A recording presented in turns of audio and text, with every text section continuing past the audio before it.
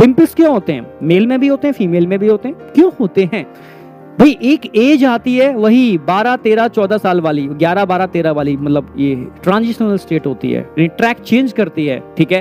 Train मतलब आपकी as, आप एक किस में जा रहे हो, एंटर कर रहे हो, ठीक है। आप समझ रहे हो ना मेरी बात? प्यूबर्टी वाली स्टेज में एंटर कर रहे हो। उस समय किसी किसी में फ्लक्चुएशन होता है, किसी में फ्लक्चुएशन नहीं होता। भाई कई ट्रेन ऐसी होती है, ट्रैक चेंज हो रहा है, स्मूथली निकल जाती है, पता ही नहीं चलता ट्रैक चेंज हो गया, पिंपल्स नहीं होंगे। कई ट्रेन ऐसी होती है, हिलती हुई जाती है, नहीं समझ, ट्रैक चेंज हो रहा है तो लग रहा है ट्रैक चेंज हो रहा है, अभी लग रहा है ट्रैक चेंज हो रहा है, तो पिंपल्स निकल आते हैं, ठीक है। तो पिंपल्स जो निकलते हैं बेटा, वो एक तरीके से हार्मोनल क्या होता है, डिसबैलेंस। स्पेशली हम कहते हैं कि यहां पर एंड्रोजन का डोमिनेंसी हो जाती है।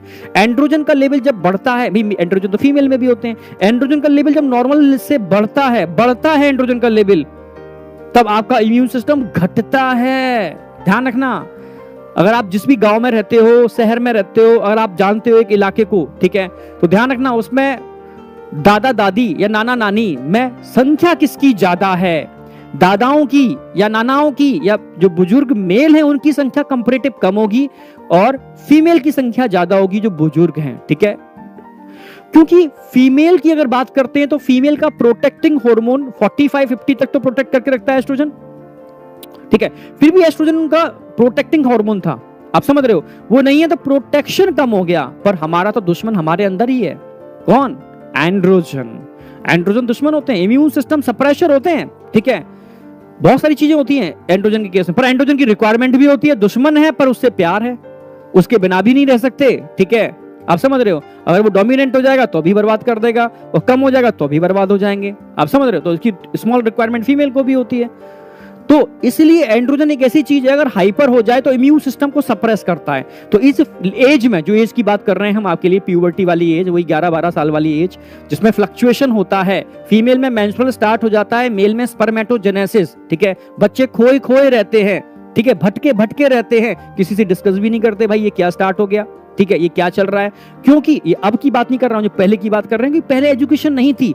अब हम जैसे टीचर आ गए हैं जो आपको अर्ली स्टेज में ही एजुकेट कर देते हैं, भाई ऐसा है, ठीक है, क्योंकि ये रिस्पॉन्सिबिलिटी पेरेंट्स की होती है। पर इंडिया के अंदर पेरेंट्स और बच्चों के बीच में डिस्टेंस ज्यादा होता है, ठीक है, जो भी समझ लो। तो कहीं ना कहीं टीचर का इन्वॉल्वमेंट, गवर्नमेंट का टीचर का इन्वॉल्वमेंट होना चाहिए, पर टीचर डरता था, ठीक है, कि बताऊंगा कहीं बच्चा उसको, समझ रहे हो, हा ही करके लेना जाए, क्योंकि इमेच्योरिटी, ठीक है। तो धीरे धीरे धीरे धीरे अब मैच्योरिटी आई, ठीक है। टीचर को भी समझ में आया कि इस एज पर इन बातों को बताना जरूरी है, इसलिए ह्यूमन रिप्रोडक्शन, रिप्रोडक्टिव हेल्थ जैसे चैप्टर आपके सिलेबस में इंक्लूड किए अच्छे लेवल पर। तो पहले तो फ्रॉग और, ठीक है, रैबिट पढ़ाए जाते थे, ह्यूमन तो था ही नहीं, ठीक है, हमारे जमाने में। तो आप समझ गए ना मेरी बात? तो चेंज हुए, नो डाउट, ठीक है।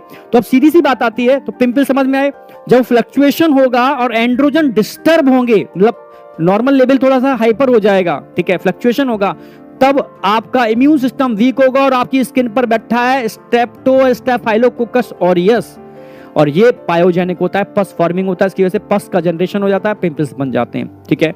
समझ में आ गया? वो कॉज वो नहीं है, कॉज वो नहीं है, वो एंड्रोजन एक्चुअली फ्लक्चुएट होने से immune system suppress then infection, ये है कॉज, ठीक है। तो ये वाली बात एकदम क्लियर है, यहां तक कोई डाउट ही नहीं होना चाहिए आपको, एकदम क्लियर कंसेप्चुअल।